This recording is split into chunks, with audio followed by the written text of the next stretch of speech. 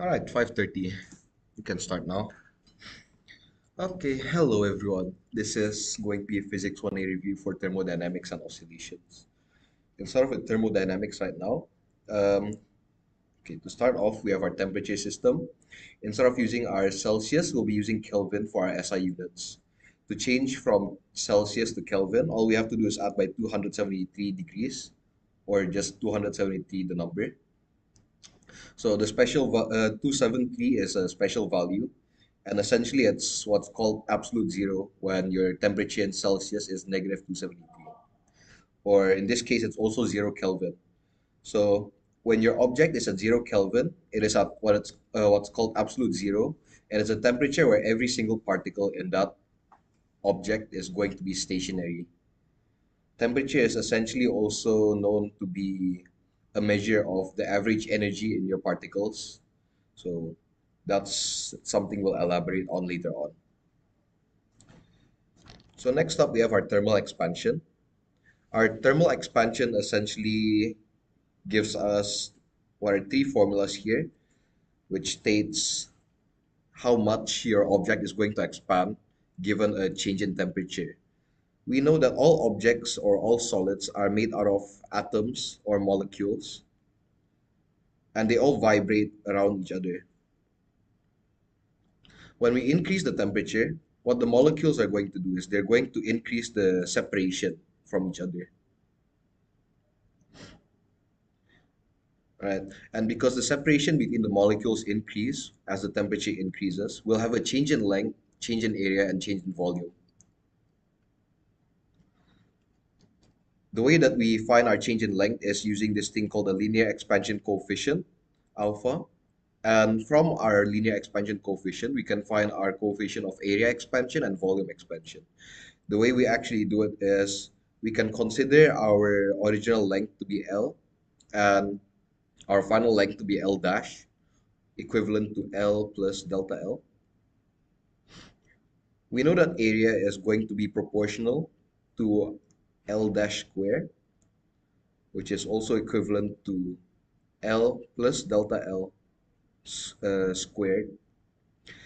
Performing our binomial coefficient, binomial expansion will then give us L squared plus 2 delta L multiplied with L, which will be equal to L squared plus 2 alpha times the area times delta T. And this is where we get our delta area here. Performing similar calculations with volume will give us the same result, except instead of having 2, we have 3. In certain questions, you'll also see beta instead of alpha sometimes.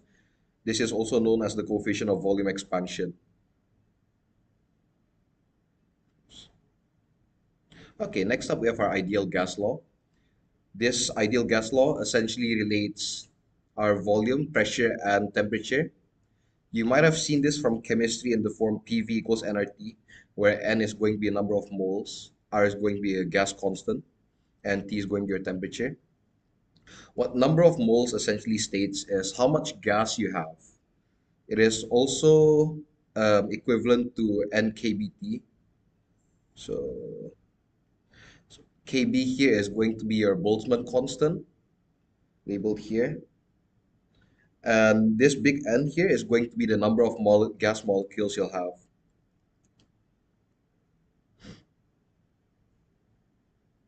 Okay, next up we can move over to the kinetic theory of gases. What this essentially gives is the relation between your temperature and your translational kinetic energy per molecule here.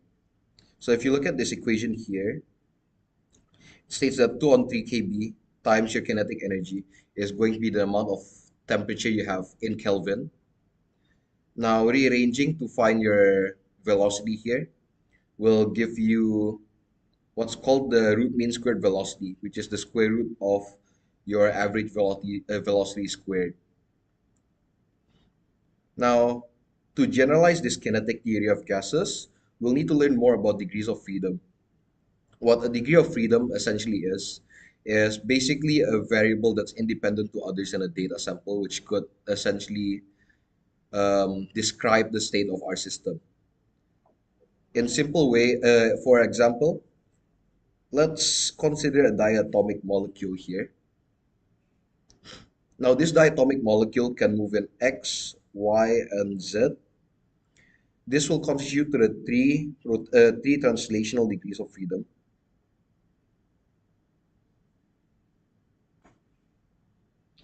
And it can also rotate along two axes, which we will label theta and phi. This will also then constitute to two extra rotational degrees of freedom. All right. Because of this, you'll find that monoatomic gases, which are basically single atoms as gases, will only have 3 degrees of freedom, constituting to the X, Y, and Z. And diatomic gases, they'll have either 3, 5, or 7, and it depends on the temperature. So degrees of freedom for 7 would also then constitute for 2 vibrational degrees of freedom. So instead of just having 3 translational, 2 rotational, we'll also have 2 vibrational degrees of freedom. Right. So using our degrees of freedom, we can then generalize our kinetic theory of gases into more degrees of freedom. So instead of having just half kBT for your kinetic energy, well, 3 on 2 kBT for your kinetic energy, we'll instead have F over 2 times your Boltzmann constant times your temperature to have our total kinetic energy. Now, when we set 3 over 2 kBT over at our kinetic theory of gases, the 3 here constitutes to X, Y, and Z. Now here we have F over 2 instead. And we're using F over 2 because we'll have rotational degrees of freedom for theta and phi. And sometimes you'll have 2 extra vibrational degrees of freedom.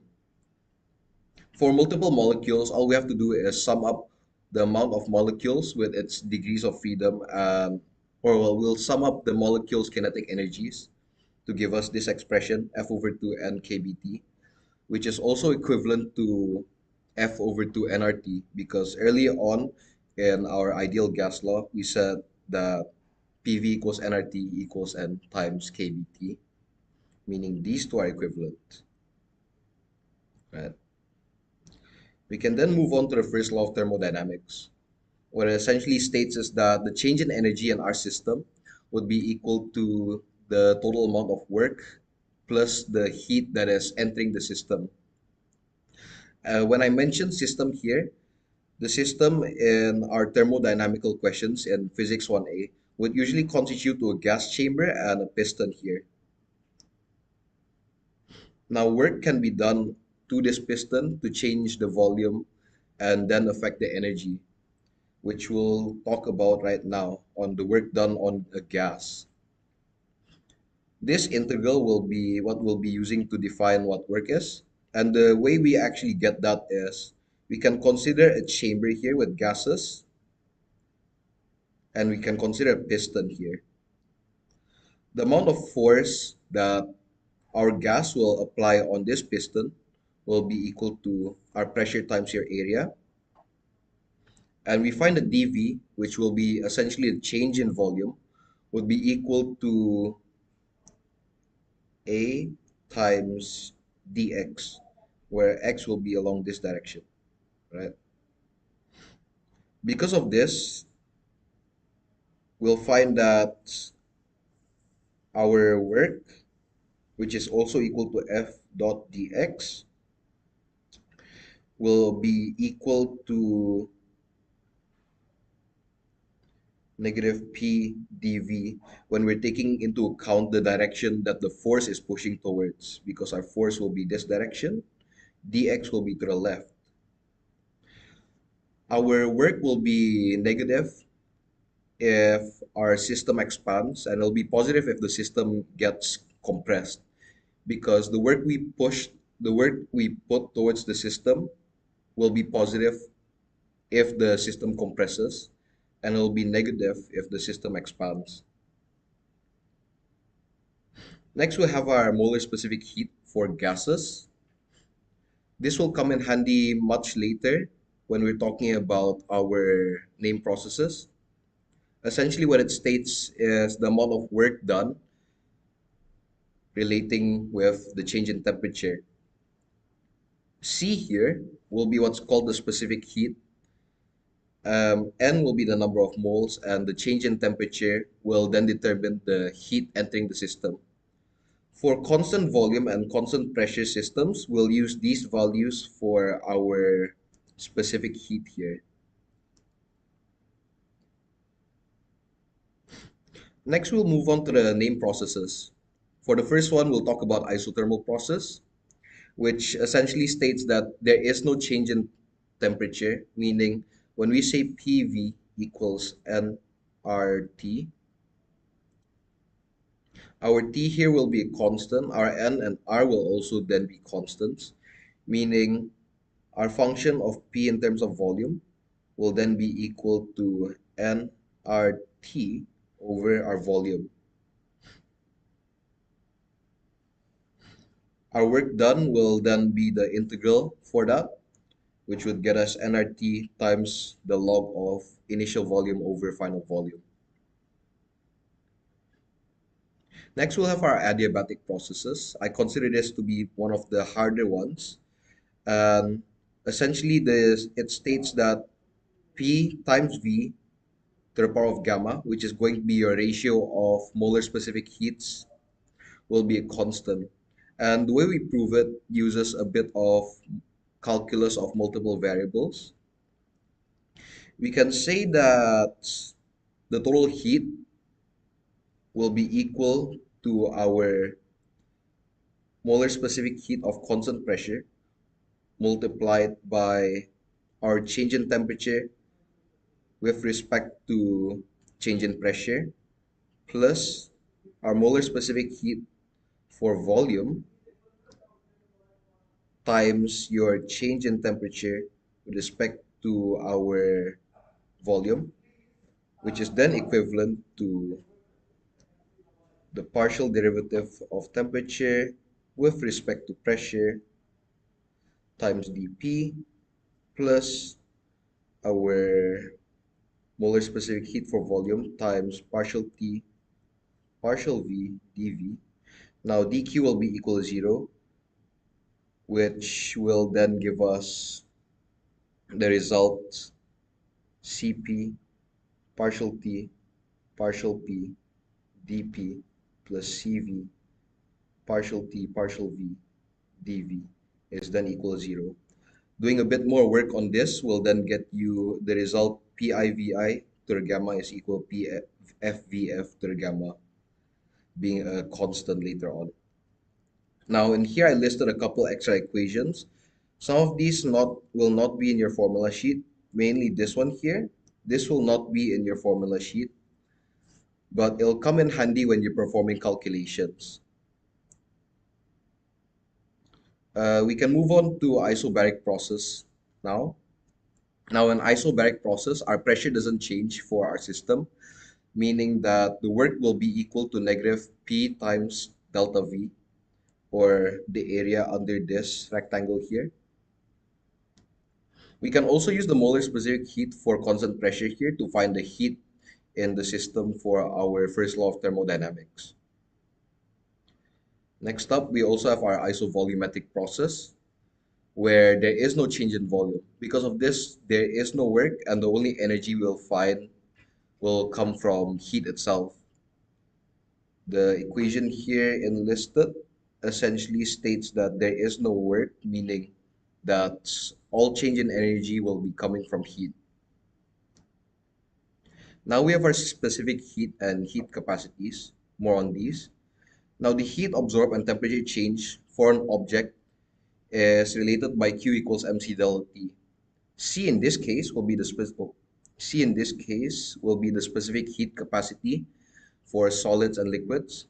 This value will usually be given in exams. Essentially, if you were to have a solid over here and it changes its temperature with delta T, it will then require a work Q equals mc delta T in order to change the temperature by that amount. When Q is negative, it releases energy to its surrounding. It'll be absorbed by other objects later on. But when Q is positive, it'll absorb energy from other objects which release it. Next up, we have our latent heat. Our latent heat will be the amount of energy per unit mass for a phase transition, which is essentially like freezing, melting, and changes of states. The equation which relates the heat absorbed to our latent heat will be given by Q equals delta M times L, where the delta M here would be the amount of mass which will be experiencing the phase transition. So if we were to have around, let's say, 1 kilogram of ice and 0.5 kg will then melt. The equation for heat here will be Q is equal to 0.5 times the latent heat for melting. Again, when Q is negative, the object releases energy, and when Q is positive, it absorbs the energy. Okay, so a few tips on solving problems with your latent heat and specific heat is that you could try to assume that energy in your entire system will be conserved. So let's say you were to have a bath here with water and other objects. When an object releases heat, other objects will then absorb heat. So heat will not come out of the system if you take everything into account. In mathematical form, you could write it like this as well. And you also want to pay attention to the mass that is melted and the temperature that is changed here. Yes, physics 1A.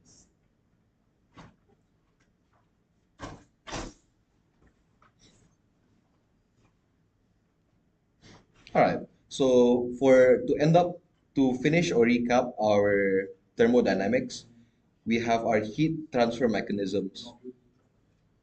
Yeah. So there are three different ways of heat transfer, one of which being conduction, the next being convection, and the final one being radiation.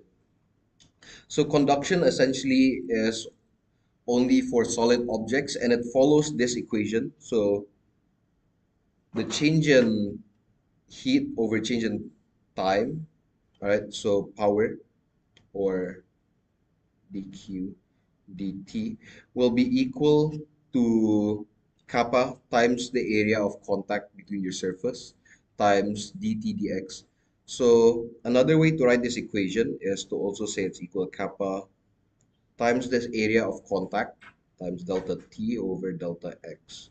Now this can be used when we have two solids. Let's say one of these have temperature T1 and the other has temperature T2. Delta T here would be equal to T2 minus T1. And delta X here would be, if we were to take 2 points and we're to try to find the heat exchange between the 2 points, it'll be this distance over here, delta X.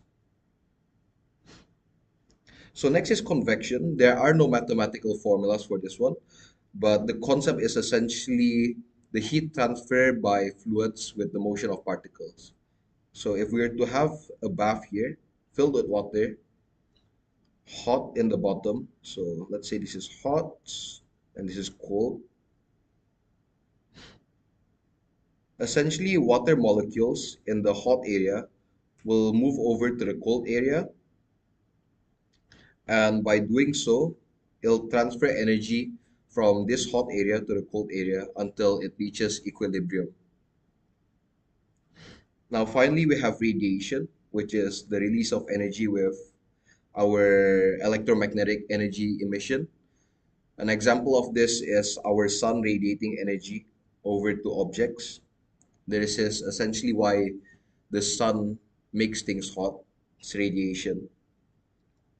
Now, we say that P, or the power from radiation, is equal to sigma times the area times E times temperature to the power of 4. E is going to be your emissivity of an object, usually given in questions, and sigma is going to be Stefan's constant. It is also given in your data sheet later on. All right, so that's all for thermodynamics. We can now move on over to oscillations and waves. All right. Now, to start off oscillations, we can talk about simple harmonic motion. Essentially, what simple harmonic motion is basically an object moving in a constant frequency, like this GIF over here. You see that the spring is moving at constant frequency and the amplitude isn't changing. We call this simple harmonic motion. A more mathematical form that you'll see in your lectures will be something like this, where omega will be your angular frequency, which is equal to 2 pi f from your mechanics. For a spring, we'll find that our force F, which is equal to ma, will be equal to negative kx. Right? Now, A will be equal to d2x over dt squared, meaning that our force equation will then give m times d2x over dt squared plus kx will be equal to 0, similar to the form we have here. Now, when we divide our equation by m, we'll end up getting the equation of this form here. So dividing by m will then give, here we go, oops,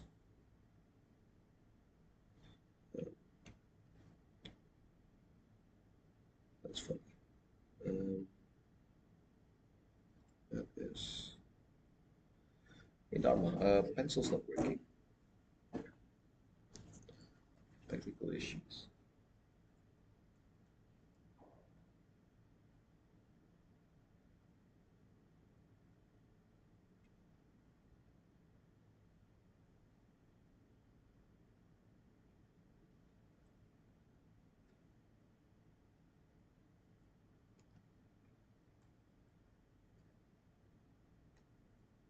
All right.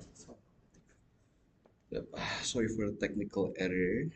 Okay, so going back, so we had the equation m d2x over dt squared plus kx is equal to 0. Dividing our equation by m then gives us the equation d2x over dt squared. Okay, hold on. Yeah, there's a small issue here.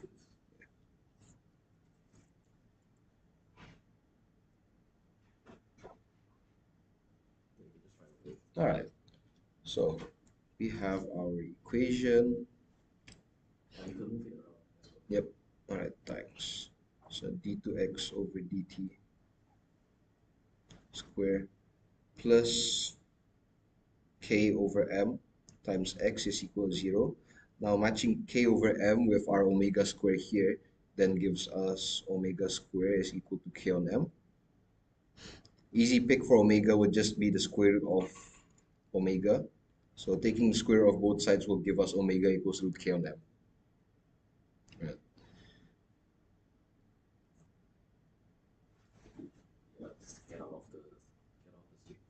Yeah.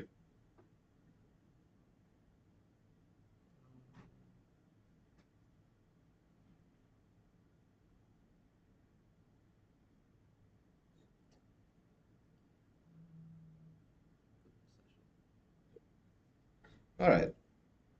Now we can move over to oscillation of pendulums. Now using our small angle approximation, we'll find that pendulums actually also follow simple harmonic motion with this equation here. So we're approximating theta to be equal to sine theta, mainly because, oops, our force equation basically gives ma, or m times your radius, or L. In this case, it's L, times d2 theta over dt squared plus mg sine theta is equal to 0, right? Having sine theta equals theta as a small angle approximation then gives this equation is equal to 0. Dividing all sides by m on L then gives you our equation for omega equal to root g on L for simple pendulums. And performing similar operations for a solid pendulum will then give you I for your moment of inertia times d2 theta on dt square plus mgr theta equals 0. For our solution, we can follow this form over here for our x of t. Oops, hold on. Okay. Smallish.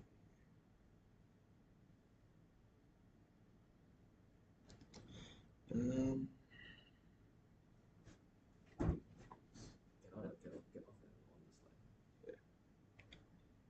few technical issues. Okay, so moving over to waves. A wave is by definition a periodic disturbance that essentially transports energy from one point to another. When you notice our longitudinal wave here, you see these pulses here, where they're very highly compressed. Now, these pulses with compressed sections are basically areas of high energy, and what they're doing is propagating to the right. But in transverse waves, we find that energy is being transferred a bit differently now. A longitudinal wave is defined to be a wave where the direction of propagation is parallel to the transverse velocity of the particle in the wave. But for our transverse waves, it goes the other way around. So observing this particle over here, you'll find that the direction of the wave's propagation will be perpendicular to the transverse velocity of the wave's particle. Okay, so in more detail, mathematically, we can say that any function of the form x plus vt is equal to y of x and t will be able to be used to represent a traveling wave or pulse, right? Like this one here in the GIF. A good example of one would be a plane wave equation of the form here. Y is equal to a cos kx minus omega t. You'll be seeing this equation a lot during your Physics 1A exams, mainly for waves. And it basically forms a plane wave like this. And it moves towards the right for negative omega. And it'll also then move towards the left if you have positive omega t. Again, omega here will be your angular frequency, but our k here is a value called the wave number, and you're multiplying it by x here. Okay, so for waves on a string, we'll consider waves on a string to be a transverse wave. So if we were to have a string here, our pulse will be something like this, and it'll be traveling to the right. The speed of the traveling pulse or waves can be determined with the equation v equals root t over mu, where t is the tension on the string here, and mu is going to be the linear mass density, dm dx, or for a basic string, you can find that it's going to be equal to m over x, but this is only for a string with constant mass. The average power will then be given by this following equation at the bottom. Moving on, we have our reflection and transmission of waves. So first we have a reflection of waves. We have two different types of reflection, one for our rigid body and one for our loose end. So over here, you see that this wall here is fixed. And because of this, the wave cannot travel upwards at the end, similar to one with a loose end. Now, when reflecting off a fixed end, you'll notice that as like in this GIF here, the wave will invert and travel backwards. But for a loose end, you'll find that the wave does not reflect or does not invert. Okay.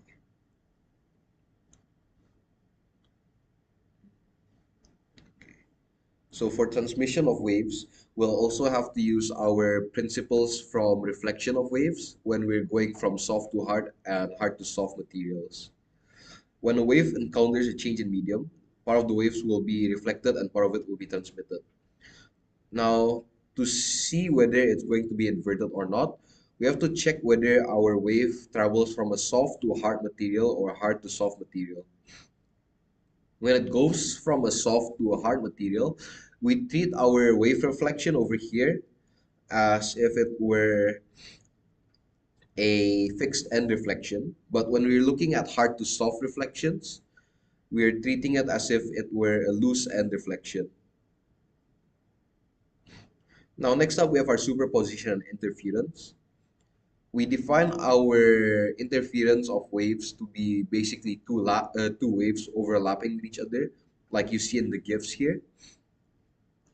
This is also called a superposition of two waves. And how it's done mathematically is you just add the two waves up together to get your final wave. See in the bottom GIFs here, when two waves cancel each other out, we say that they interfere with each other destructively. And when two waves essentially boost each other upwards, we say it interferes constructively. Okay. Okay, so next up we have our standing waves.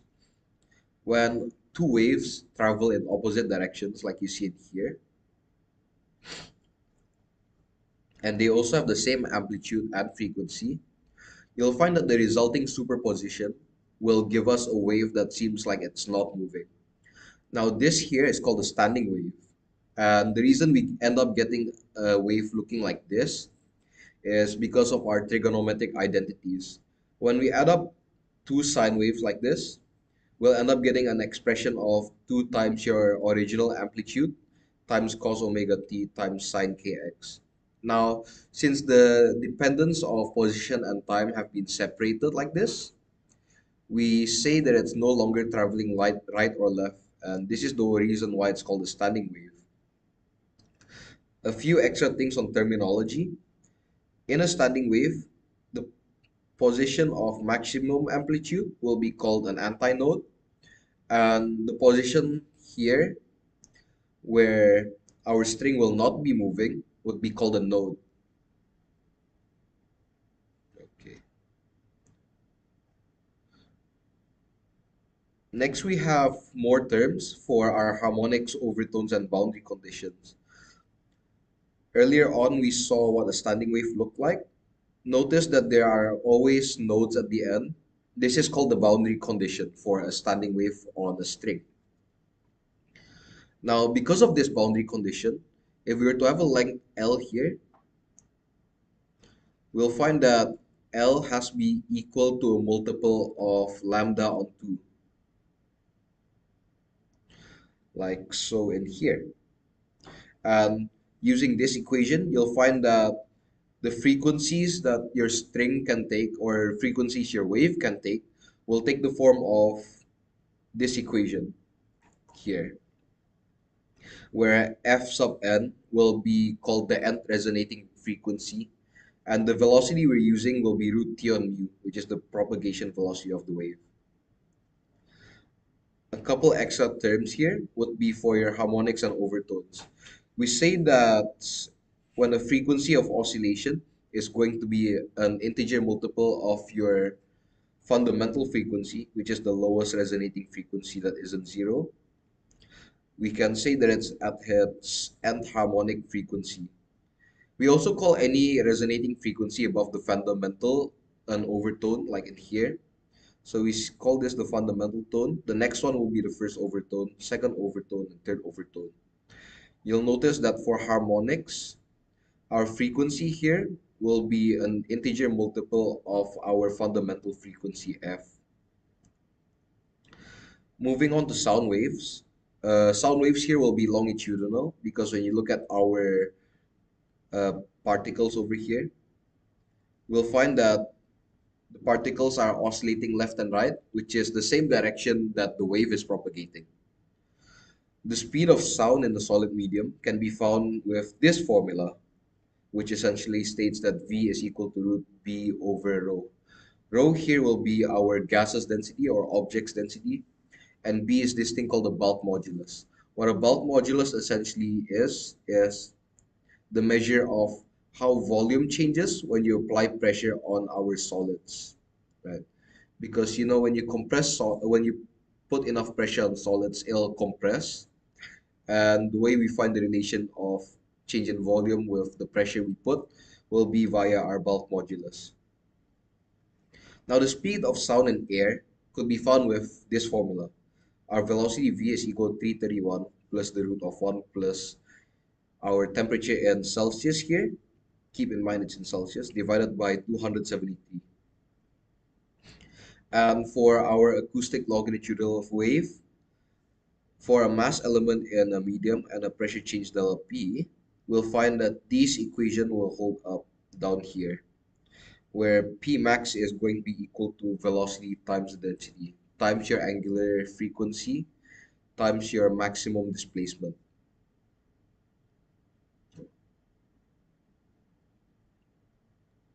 Okay, so next we have our air columns and resonance. Similar to waves on a string, we can also form standing waves and air columns using sound. Now, the only difference here are the endpoint conditions. We find that for one open end, the endpoints will have to be an antinode, but for both ends open, two of the ends in our standing wave will have to be antinodes. Now, the equations listed down here are the equations for our lambda and our frequency for our standing waves in an air pipe. Now, in reality, we don't actually have a perfect air pipe where our final antinode will be just at the end of our pipes. We'll end up getting this thing called an end correction E. And our end correction does not change with our different frequency and resonances. The end correction is actually dependent on the geometry of the endpoints. You can think of endpoints as, we can think of end effects as a constant value here. Next up, we have our intensity and sound levels. The intensity of our wave is defined to be the average power divided by the area of the wave. Now, for spherical waves, which some of you might learn in Physics 1B later on, if we were to have something emitting a wave around like this, the amount of in the intensity you'll get will be the power coming from this wave divided by the area given by 4 pi r squared.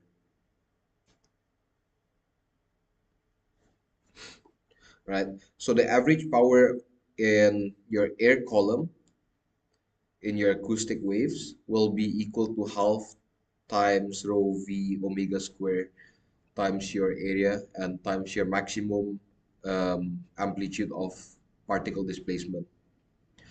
We also have this thing called a sound level in decibels.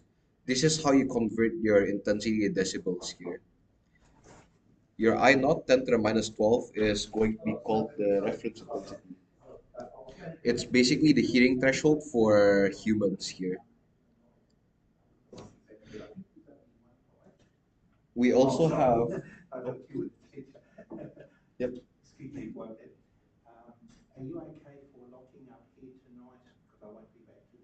Oh, okay.